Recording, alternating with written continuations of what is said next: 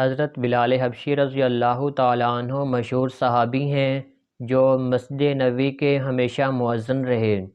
شروع میں ایک کافر کے غلام تھے، اسلام لے آئے، جس کی وجہ سے طرح طرح کی تکلیفیں دیے جاتے تھے۔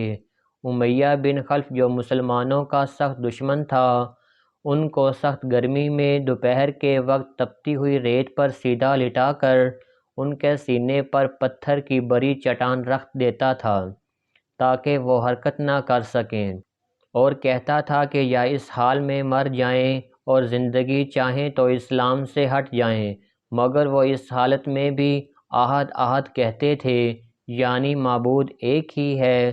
رات کو زنجیروں میں باندھ کر کوڑے لگائے جاتے اور اگلے دن ان زخموں کو گرم زمین پر ڈال کر اور زیادہ زخمی کیا جاتا تاکہ بے قرار ہو کر اسلام سے پھر جاویں یا تڑپ تڑپ کر مر جائیں۔ عذاب دینے والے اکتا جاتے، کبھی ابو جہل کا نمبر آتا، کبھی امیہ بن خلف کا، کبھی اوروں کا، اور ہر شخص اس کی کوشش کرتا کہ تکلیف دینے میں زور ختم کر دے۔ حضرت ابوبکر صدیق رضی اللہ تعالیٰ عنہ نے اس حالت میں دیکھا تو خرید کر آزاد فرمایا۔ فائدہ میں حضرت شیخ الحدیث لکھتے ہیں، چونکہ عرب کے بت پرست اپنے بتوں کو بھی معبود کہتے تھے، اس لیے ان کے مقابلہ میں اسلام کی تعلیم توحید کی تھی، جس کی وجہ سے حضرت بلال حبشی رضی اللہ تعالیٰ عنہ کی زبان پر ایک ہی ایک کا ورد تھا۔ یہ تعلق اور عشق کی بات ہے۔ ہم جھوٹی محبتوں میں دیکھتے ہیں کہ جس سے محبت ہو جاتی ہے اس کا نام لینے میں لطف آتا ہے، بے فائدہ اس کو رٹا جاتا ہے، تو اللہ کی محبت کا کیا کہنا جو دین اور دنیا میں دونوں جگہ کام آنے والی ہے۔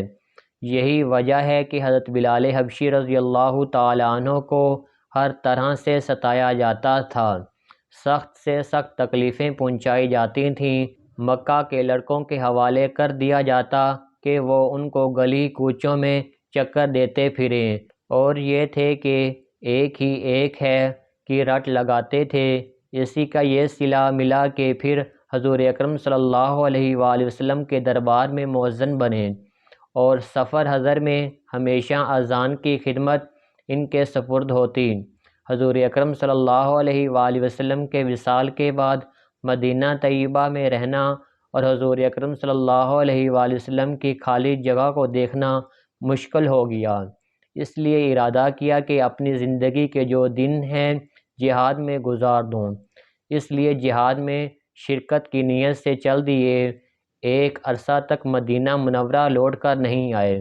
ایک مرتبہ حضور اکرم صلی اللہ علیہ وآلہ وسلم کی خواب میں زیارت کی۔ حضور اکرم صلی اللہ علیہ وآلہ وسلم نے فرمایا، بلال یہ کیا ظلم ہے، ہمارے پاس کبھی نہیں آتے، تو آنکھ کھلنے پر مدینہ طیبہ حاضر ہوئے۔ حضرت حسن رضی اللہ تعالیٰ عنہ اور حضرت حسین رضی اللہ تعالیٰ عنہ نے اذان کی فرمائش کی۔ لاڈلوں کی درخواست ایسی نہیں تھی کہ انکار کی گنجائش ہوتی۔ اذان کہنا شروع کی اور مدینہ میں حضور اکرم صلی اللہ علیہ وآلہ وسلم کے زمانے کی اذان کانوں میں پڑ کر کہرام مچ گیا۔ عورتیں روتی ہوئیں گھروں سے نکل پڑیں، چند روز قیام کے بعد واپس ہوئے اور سن 20 ہجری کے قریب دمشق میں وصال ہوا۔ سبحان اللہ۔